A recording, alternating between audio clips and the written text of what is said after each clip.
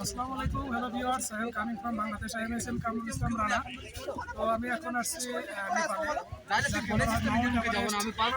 উচ্চতম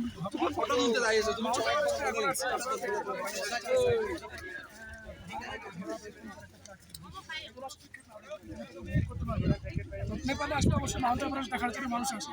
এখানে হাজার হাজার ফরেনাররা আসছে।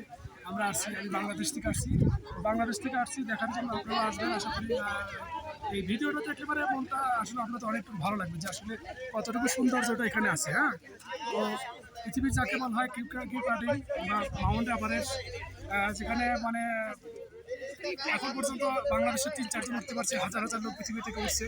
তো দেখেন পৃথিবীর সৌন্দর্যটা আসলে ভোগ না করলে বোঝা যায় না। এখানে পাথর, এই যে পানি, আমরা প্রায় সমতল ভূমি থেকে প্রায় আপনার কত হবে সমতল এখানে দেখা আছে, সমতল ভূমি থেকে প্রায় 57,000 প্লাস উপরে উঠে চলে আসছে। 57,000 উপর যদি এখানে মানে শীতের সময় এই ছাড়া আসা যায় না, শীতের পোশাক ছাড়া আসা যায় না, কিন্তু আমরা আসছি এখানে আজকে রোদ্রের তাপমাত্রা এত ভালো যে না আসতে বলতে যাবে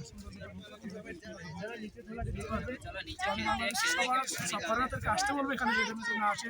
আজকে আসলে অনেকগুলো মিস করছি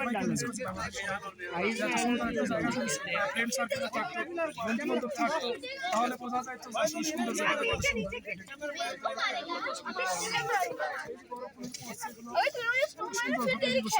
দেখতে নেপাল আসেন, নেপাল আসতে পারে, নেপালটাকে দেখতে ভোগ করে। নেপালও দেখার অনেক জায়গা আছে।